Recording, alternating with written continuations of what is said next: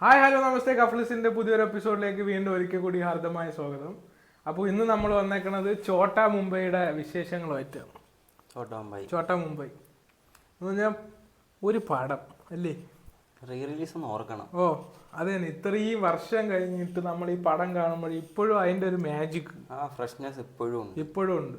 അത് നമുക്ക് സത്യം പറഞ്ഞാൽ അത് എനിക്കത് കണ്ടപ്പോൾ തോന്നി ഇപ്പോൾ ഇറക്കിയിരുന്നെങ്കിലും നല്ലോണം ഓടിയേനെ. അങ്ങനത്തെ ഒരു അതാണ് 2007 ഇറക്കിയ പടമാണ് ഇപ്പോഴും ഇത്രയും വർഷം കഴിഞ്ഞിട്ടും ആ ഒരു നമ്മൾ കണ്ട തിയേറ്ററിന്റെ കുഴപ്പമെന്ന് പറഞ്ഞു, ആ സൗണ്ടിന്റെ ചെറിയൊരു പ്രശ്നം ഉണ്ടായിരുന്നു. അതുണ്ടായിരുന്നു. അത് ചില തിയേറ്ററിലൊക്കെ അതിന്റെ കറക്റ്റ് ഇത് വരും, ചിലതില് അത് ഈ 4K മാറ്റുമ്പോ അതിന്റെ ഡിഫറൻസ് ഉണ്ട്. ഈ ഡബിങ് ഇല്ലല്ലോ, അപ്പൊ ഈ മ്യൂസിക് അത്ര ഒരു 4K ആക്കണം, അപ്പൊ അതിന്റേതായിരിക്കും തോന്നുന്നു, അതിന്റെ വ്യത്യാസമായിരിക്കും. പിന്നെ ഈ പറയുന്ന കണക്ക് ലാസ്റ്റത്തെ പാട്ട് വന്നാലും നമുക്കൊരു പൂമാനം കടന്ന് പിന്നെ വേറൊരു ഫോട്ടോ കൊണ്ട് തൂക്കിയ പടമാണ്, അത്രേ ഉള്ളൂ. പിന്നെ നമ്മൾ പറയുകയാണെങ്കിൽ അതിനകത്ത് ഓരോ ക്യാരക്ടർ, അത് ഇപ്പൊ മോഹൻലാൽ ചോട്ടാ മുംബൈയിൽ മോഹൻലാൽ എന്നുള്ള ക്യാരക്ടർ മാത്രമല്ല, അതിനകത്ത് ഇപ്പൊ സായി കുമാറിന്റെ ക്യാരക്ടർ ആയാലും ബിജുക്കുട്ടന്റെ ക്യാരക്ടർ ആയാലും സിദ്ദിഖിന്റെ ക്യാരക്ടർ ആയാലും മണിക്കുട്ടന്റെ ക്യാരക്ടർ ആയാലും എല്ലാം ഒന്നിനൊന്നും വെച്ച് അതില് ചെറിയ ഒരു ക്യാരക്ടറിൽ വന്ന ഒരാള് വരെ അവർക്ക് പെർഫോമൻസ്. റൊമാൻറ്റിക് കാണിക്കുകയാണ് അതിനകത്തൊരു സീൻ ഉണ്ടോ, മറ്റേ ലാലേട്ടനും ഭാവനയും കൂടെ ഇങ്ങനെ സംസാരിക്കുമ്പോൾ ബിജുക്കുട്ടൻ, അതുപോലെ മറ്റേ സിദ്ദിഖിൽ 5 ലക്ഷത്തിന്റെ പെട്ടി വാങ്ങിക്കാൻ പോകുമ്പോഴേ സോറി ഞാൻ പൈസ വാങ്ങിക്കുമ്പോ കൂളിംഗ് ഗ്ലാസ് വെക്കാറ്, അങ്ങനത്തെ ഒരു ഇത്. പിന്നെ മണിക്കുട്ടന്റെ ക്യാരക്ടർ, പിന്നെ ബിജുക്കുട്ടനാണെങ്കിൽ വേറൊരു ലെവലാണ്. പല്ല് തേപ്പും കുളിയൊക്കെ കഴിഞ്ഞു ഡാഡി താങ്ക് യു ഡാഡി. പിന്നെ വില്ലൻ, പിന്നെ നമ്മൾ എടുത്തു പറയാനുള്ളത് വില്ലൻ നടേശൻ. ആ നടേശന്റെ ക്യാരക്ടർ, അതായത് നമ്മളെ കലാമണി ചെയ്ത ക്യാരക്ടർ ഉണ്ടല്ലോ, ആ ക്യാരക്ടറിന്റെ ഇൻട്രൊഡക്ഷൻ തന്നെ മഴയത്ത് ആ കൊടേര സീനാണ്. അതൊരു ഒന്നൊന്നര ഷൂട്ട്. ആ ഷോട്ടിന് തൂക്കാൻ, ആ വില്ലനിസത്തിന് തൂക്കാൻ ഒരു ക്യാരക്ടർ ഇപ്പൊ ഏതെങ്കിലും മലയാള സിനിമ ഇതിന് മേലെ വെക്കി വരണം. ഞാൻ പറഞ്ഞത് ആ ലെവലില് പെർഫോമൻസ് ആണ് പുള്ളി ചെയ്തേക്കണത്. പിന്നെ വിനായകനാണ് ഒരു രക്ഷയില്ല.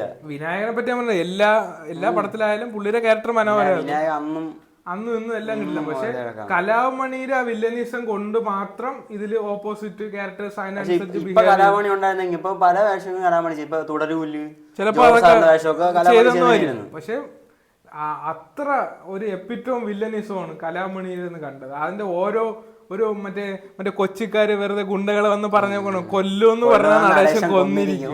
അതൊക്കെ ഒരു നമുക്കിങ്ങനെ കയറി വരും ഒരു രോമാഞ്ചം. നമ്മള് FTX ഒന്നും അല്ല കണ്ട, നമ്മള് രാത്രി ഷോ കണ്ട, അപ്പോഴും ഡാൻസ് കളിയും ബഹളവും എല്ലാം ഉണ്ട്. എന്ന് പറഞ്ഞാ ഇപ്പം നമ്മള് വെറും പയ്യന്മാര് മാത്രമൊന്നുമല്ല, ഫാമിലി ഉൾപ്പെടെ എൻജോയ് ചെയ്യണം. എത്ര റീലുകളിൽ വരുന്നു, ഫാമിലി ഉൾപ്പെടെ എൻജോയ് ചെയ്യണം ആ പാട്ട് വരുമ്പോ. അതാണ് ഈ തലമുറകളുടെ നായകൻ എന്നൊക്കെ നമ്മൾ പറയണ വിശേഷിപ്പിക്കണ.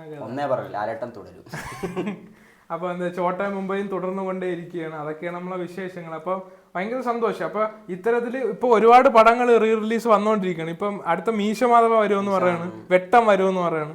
പക്ഷെ മെർസലുണ്ട്, പല പടങ്ങൾ വന്നുപോയി. അതുപോലെ തന്നെ ഇങ്ങനെ, അതായത് നമ്മുടെ ഇപ്പൊ ദിലീപിന്റെ ഒക്കെ പടത്തിൽ ഒരുപാട് റിപ്പീറ്റ് വാല്യൂ ഉള്ളു. അപ്പൊ അത് തന്നെ റീ റിലീസ് വന്നു കഴിഞ്ഞാൽ ഉറപ്പായിട്ടും എന്തായാലും തൂക്കും.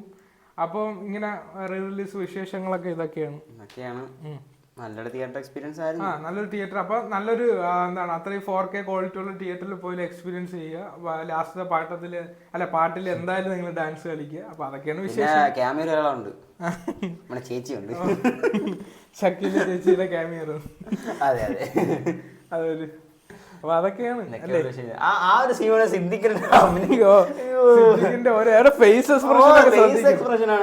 ക്യാരക്ടർ എങ്ങനെ ബിൽഡപ്പ് ചെയ്ത് ആ മുടിയൊക്കെ ഇങ്ങനെ ആക്കി, പ്രത്യേകിച്ച് അവന്റെ ഒരു ക്യാരക്ടർ. പിന്നെ മറ്റേ ജഗതി പറയണത് ഷക്കയുടെ ഫോട്ടോ എടുക്കാൻ 50 അതൊക്കെ സെറ്റ് തന്നെ.